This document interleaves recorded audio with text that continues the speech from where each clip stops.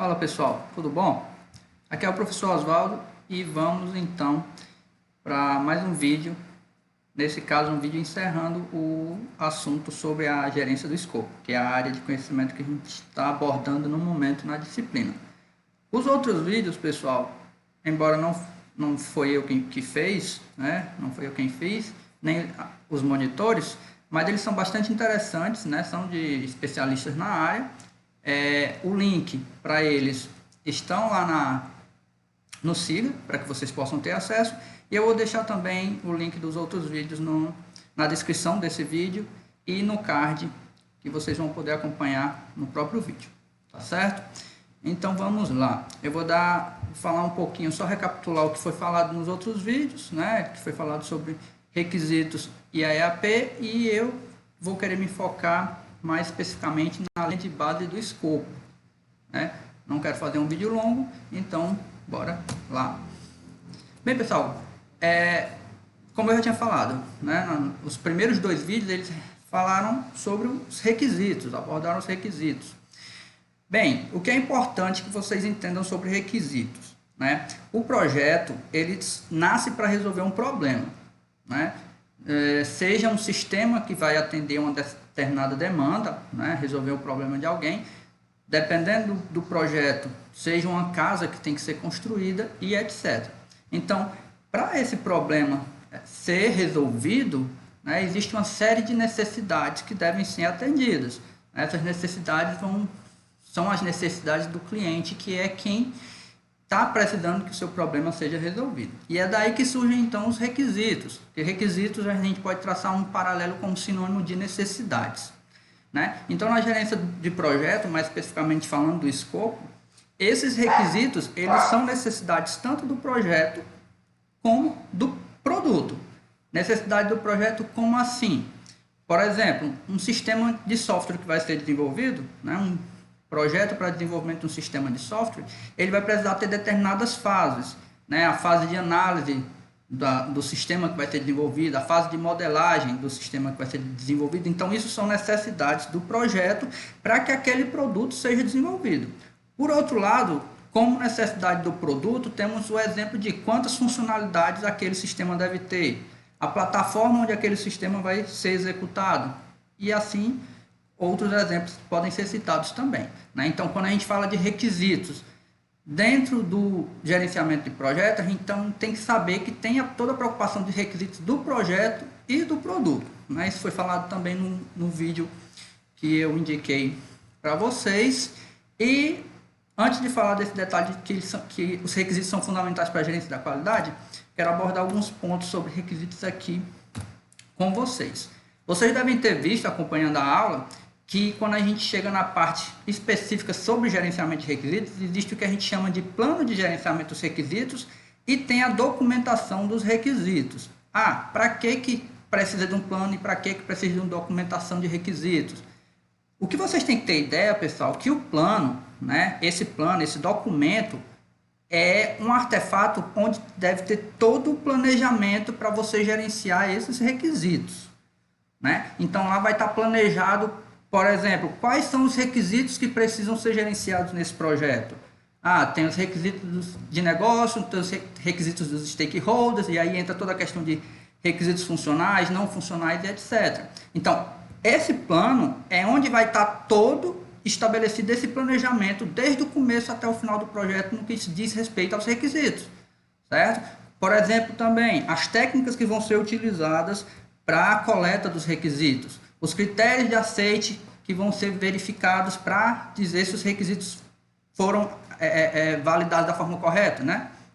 Então, tudo isso deve estar no plano de gerenciamento dos requisitos, né? Esse plano que vai planejar toda a parte que diz respeito aos requisitos. Já a documentação de requisitos, pessoal, ela basicamente vai conter a especificação de cada requisito do projeto, seja ele tanto requisito do projeto como requisitos do produto, certo?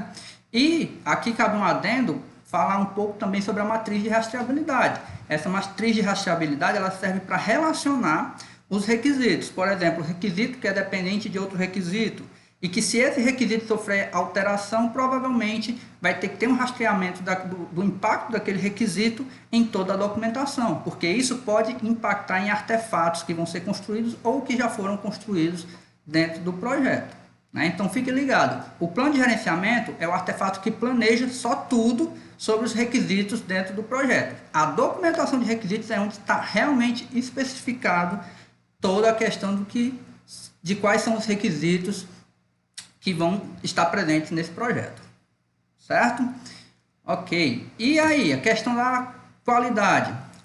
Os requisitos são fundamentais para a gerência da qualidade, por quê? Pessoal, quando a gente chegar lá na área de gerência da qualidade, eu vou frisar bastante que qualidade basicamente é o atendimento às necessidades, né? Nesse caso, o atendimento às necessidades do cliente, o atendimento às necessidades na construção do produto que vai resolver o problema daquele cliente.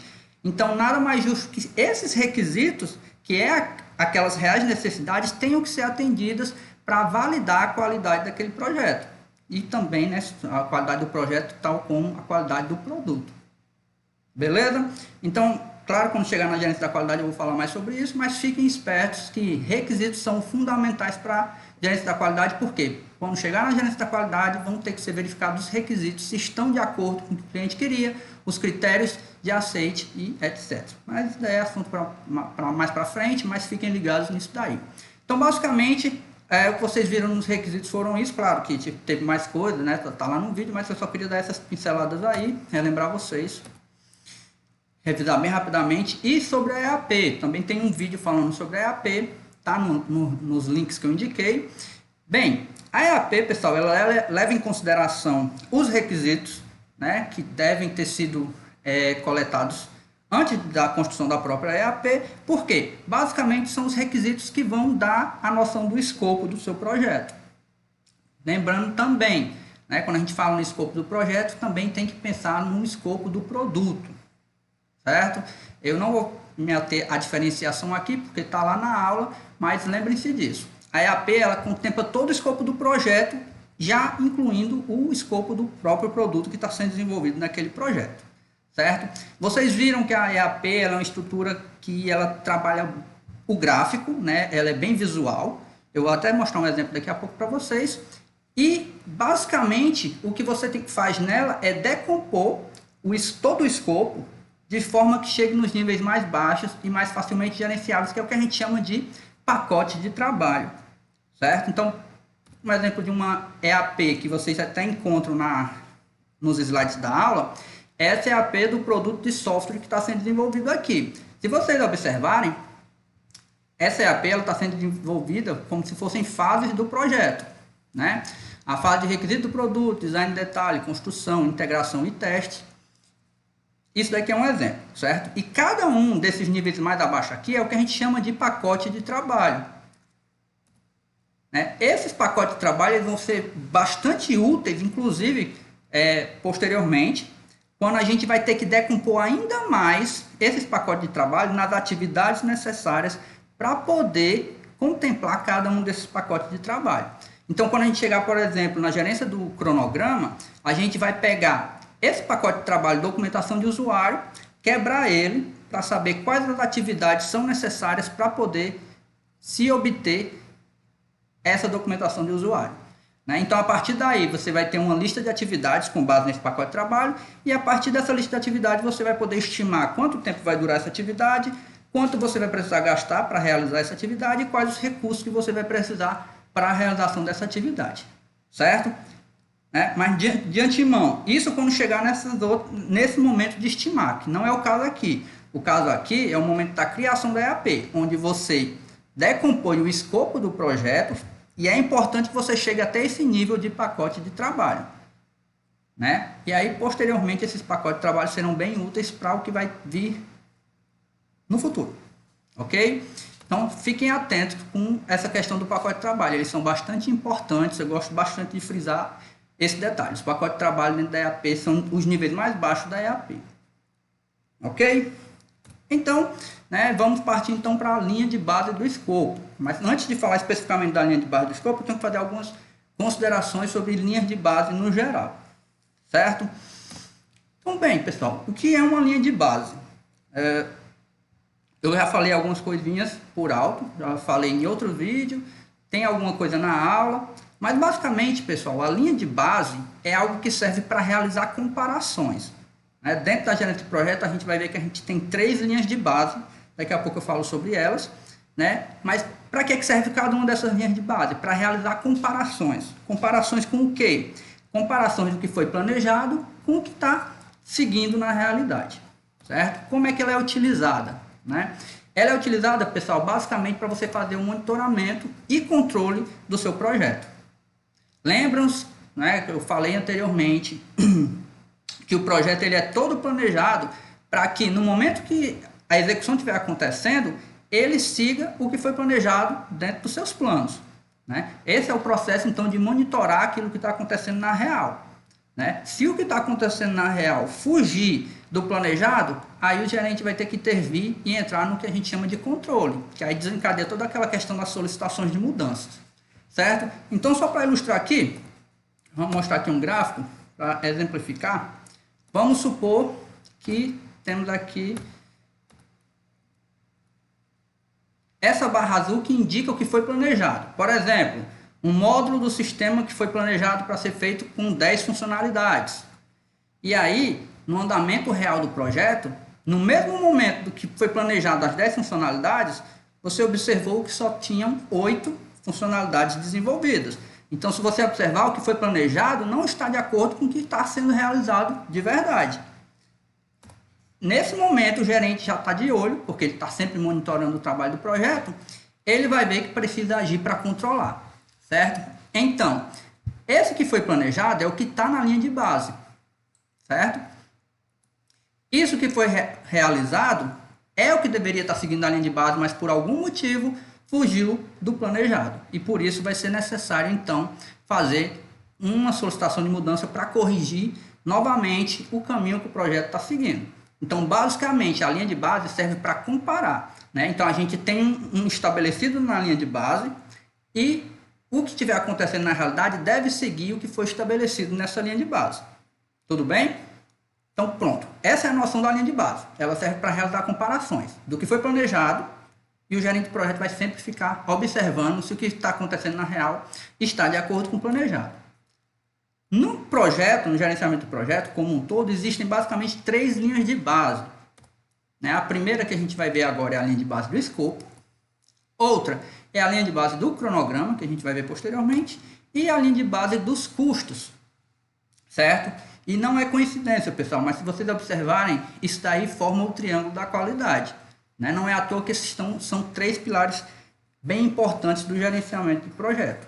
Né? Por isso que a linha de base do escopo, a linha de base do cronograma e a linha de base dos custos são consideradas as linhas de base do projeto. Mas vamos por partes. Quando vai chegar o momento de falar tanto da linha de base do cronograma como da linha de base dos custos. Mas lembrem-se sempre, cada uma delas serve para fazer essa comparação daquilo que foi planejado com o que está acontecendo na real. Ok? Então, passa para frente, passa adiante. Linha de base do escopo. Pessoal, a linha de base do escopo ela é composta por 3 componentes. Né? Primeiro, é a especificação do escopo, né? Que vocês observam que é saída de um processo que vocês viram nas aulas. A EAP, que é essa representação gráfica, né? Que é resultado também da especificação do escopo. Né? Basicamente, ela representa de forma visual o escopo do projeto como um todo. E além da EAP, também o dicionário da EAP. O dicionário da EAP, pessoal, é um artefato que, uma vez que a EAP ela se fixa no gráfico, no visual, o dicionário da EAP complementa a EAP na parte do que diz respeito aos detalhes, a parte textual. Né? Então, são detalhes dos pacotes de trabalho que estão na EAP que são discriminados, né? São descritos da melhor forma aqui no dicionário da EAP. Eu vou até mostrar um exemplo de um template do dicionário da EAP daqui a pouco para vocês. Mas fiquem sabendo, a linha de base do escopo é composta por esses 3 elementos e se algum desses elementos sofrer modificação, é o que eu falo bem aqui, essa modificação vai ter que ser feita mediante solicitação de mudança. Então é aquele processo. Se o gerente observou, né, que o realizado está fugindo do que foi planejado na linha de base, ele vai agir para controlar aquela situação. Esse agir, ele vai fazer uma solicitação de mudança para que aquela alteração possa entrar em vigor, ser implementada e verificada da melhor forma. E aí vocês observam, né, que como os três compõem a linha de base, provavelmente se algum desses elementos aqui for alterado, pode ser que impacte também em outro elemento. Por exemplo, se na EAP um pacote de trabalho é alterado, os detalhes dele no dicionário da EAP provavelmente vão ser alterados também. Tá certo? Então fiquem ligados nisso daí. Deixa eu só mostrar um exemplo bem rapidinho do dicionário da EAP para vocês.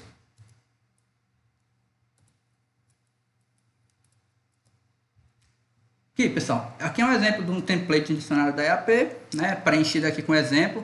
Esse exemplo é o mesmo que eu utilizei como exemplo, né, o projeto aqui é o mesmo que eu utilizei como exemplo na gerência da integração, que é um template daqueles sites que eu indiquei para vocês. Então, assim, aqui são alguns campos que você pode ter, então, no seu dicionário da EAP. Lembrando, o dicionário da EAP complementa a EAP. Então, tem os detalhes do pacote de trabalho, né, pacote de trabalho.